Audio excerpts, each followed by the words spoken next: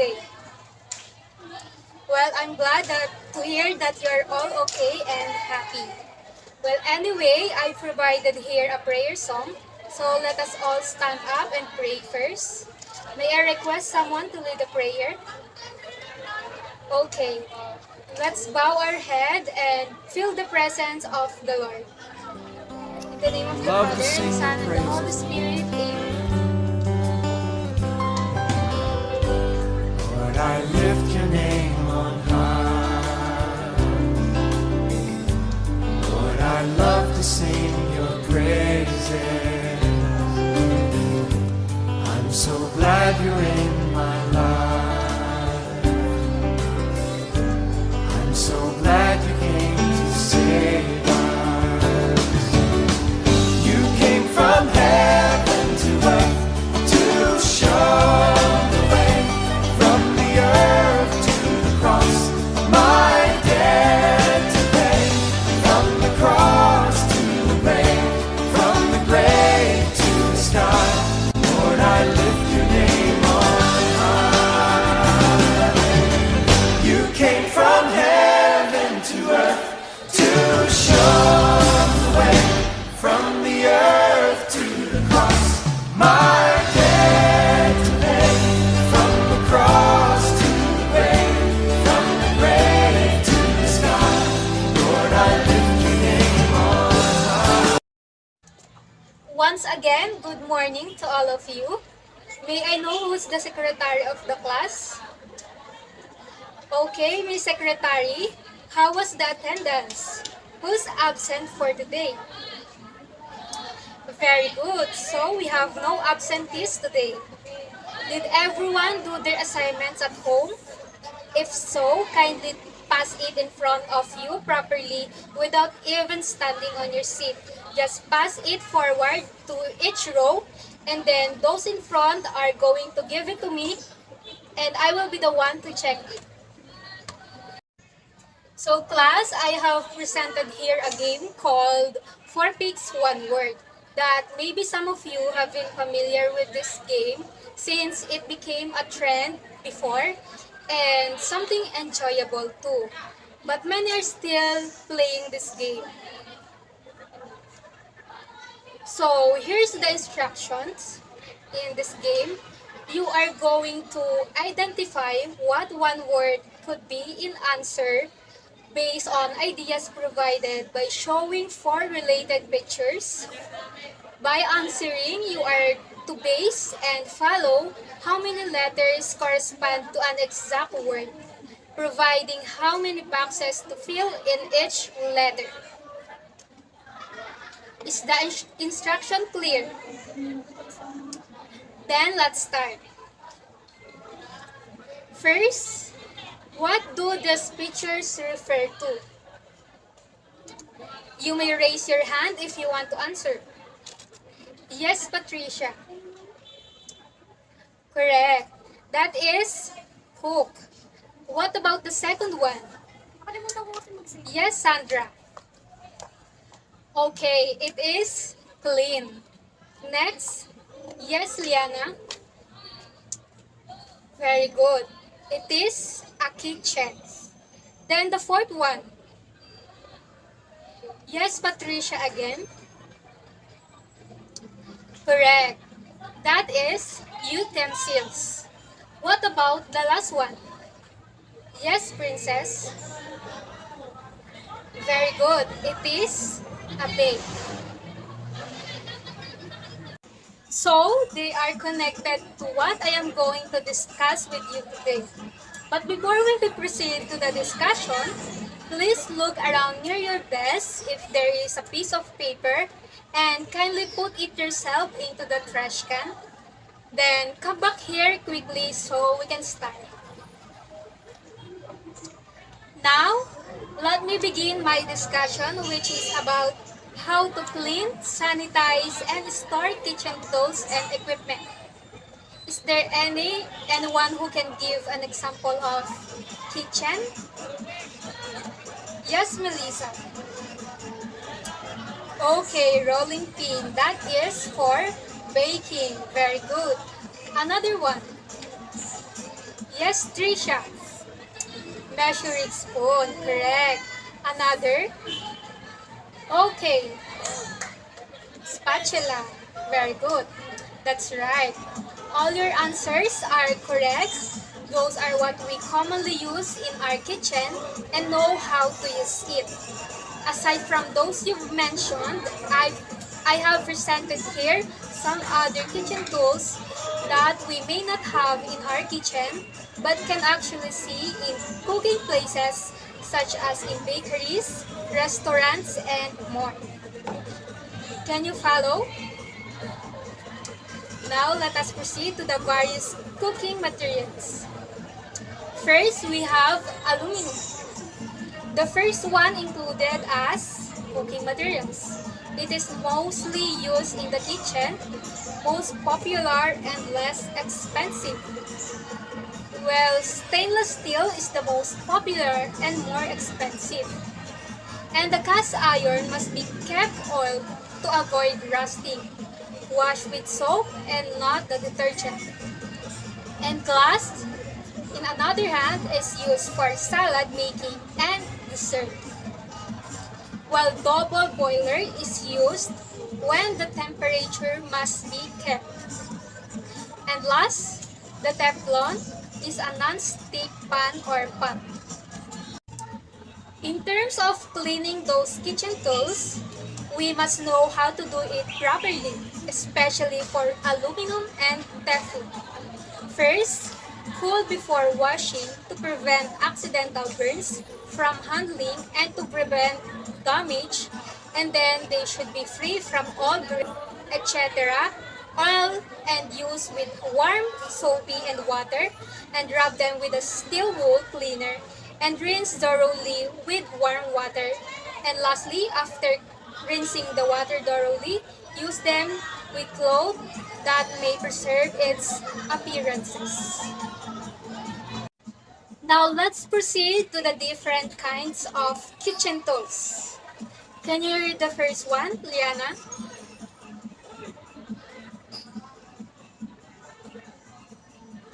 Okay, a can opener is used to open food containers. And then colanders, called strainer and tas, to clean vegetables and strain pasta. Plastic and hard rubber rather, for cutting and chopping. Funnels are used to chill jar. Cutting boards are wooden or plastic for cutting meat or vegetables. And graters used to grate, shred, slice, and separate foods. While the garlic press is for popping garlic. And kitchen shears to open food packages or to remove tags from items. Potato masher is used for mashing cooked potatoes, carrots, and other soft food. And rotary egg beater, on the other hand, used to beat small amounts of eggs or butter. And scraper is a rubber or silicone tool used to blend or scrape food from the bowl. Serving spoon is a small shallow bowl on a handle used in preparing and serving. And serving tongs used to grab and transfer food items to a serving platter, hot deep fryer, and plate. And then spatula is used to level off ingredients when measuring and to spread frosting and sandwich fillings. And the kitchen tools we are familiar with is a spoon. It is a solid, slotted, or perforated, which are made of stainless steel or plastic. While temperature scales are used to measure heat intensity. And whisk is to mix, whip eggs or butter, and to blend gravies, sauces, and soups. Wooden spoons are made of hardwood, which are used to cream, stir, and mix. So, can you follow? Any clarification or do you want to share something about our lesson? Okay, then let me continue my discussion. We are now to proceed in identifying the different measuring tools. Measuring cups for liquid ingredients is to measure liquid ingredients.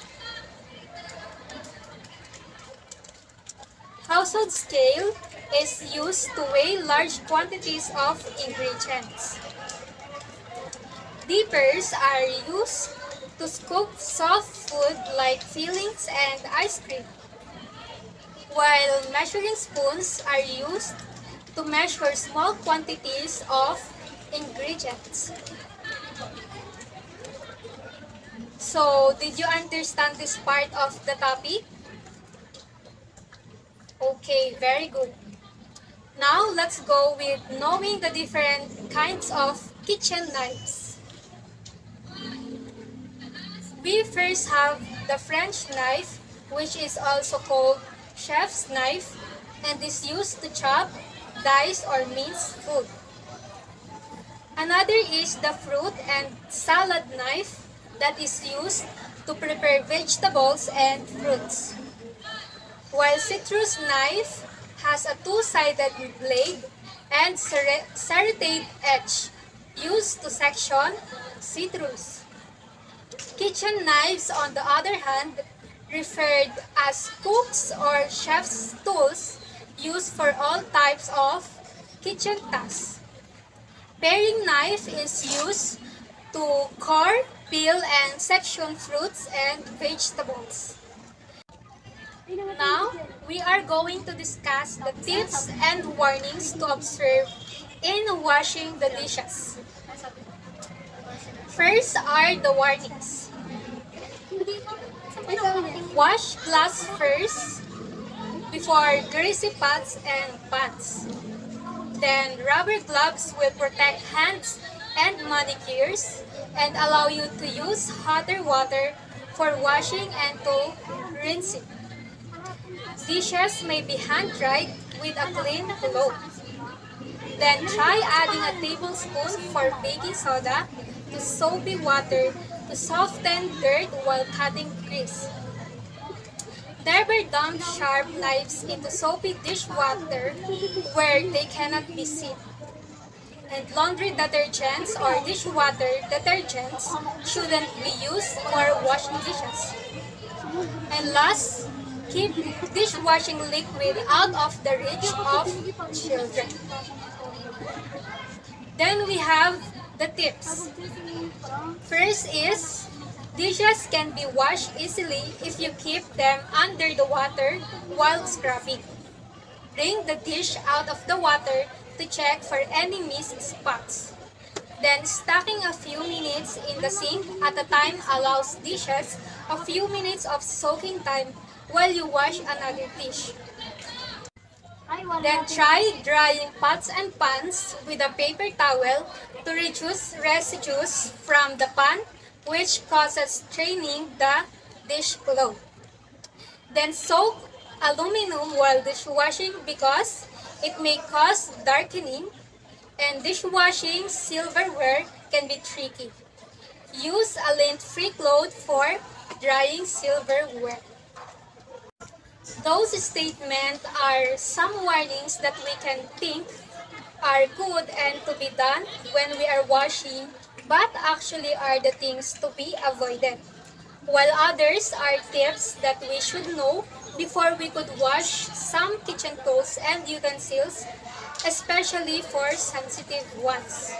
Aside from that, there are also some equipment that provides sanitation procedures like range, sliers, freezer or refrigerator, and sink and drinks. Those are what we commonly use when we make foods, even a dish, baked foods, desserts, and more. Kindly read those procedures stated in the presentation. Yes, Melissa.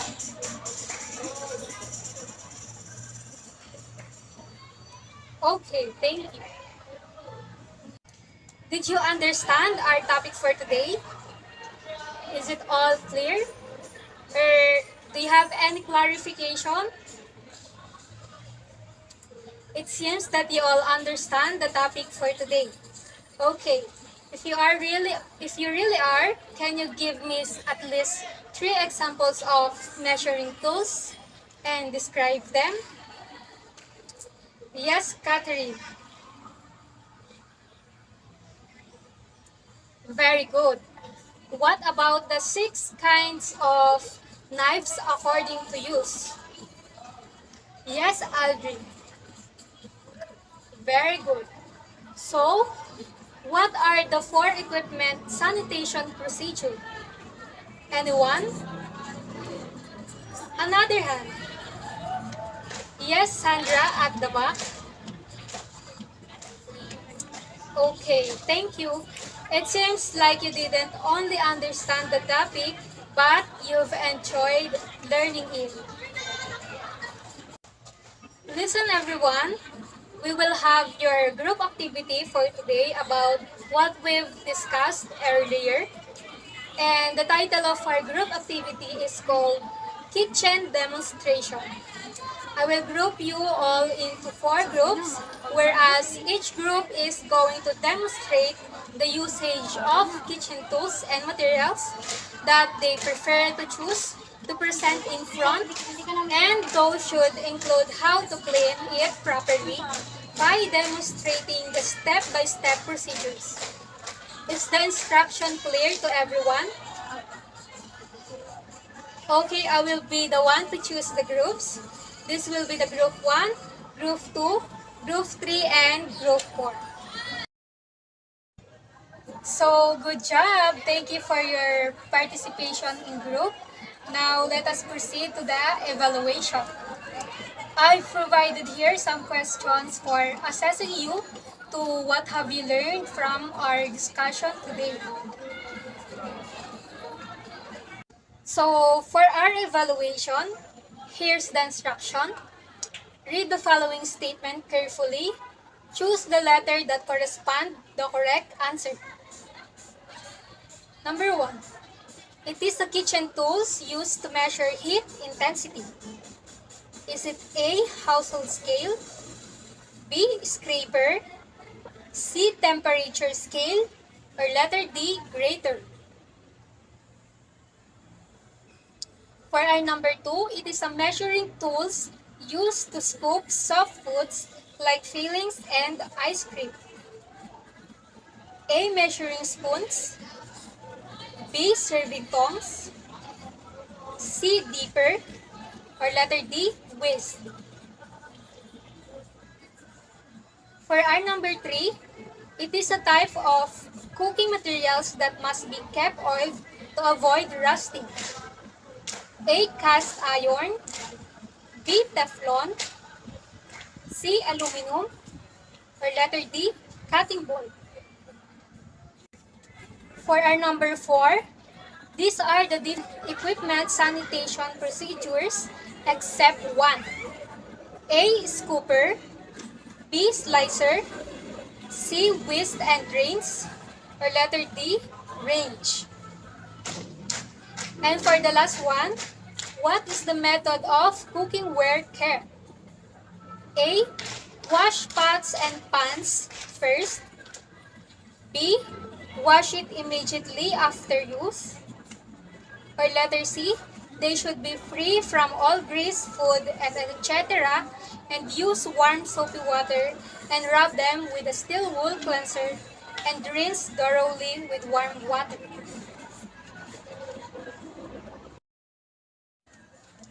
Are you done answering?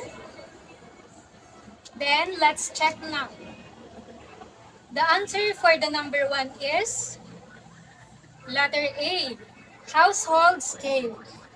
And for the number 2, it is letter C, dipper. And 3 is A, cast iron. And number 4, A, scooper.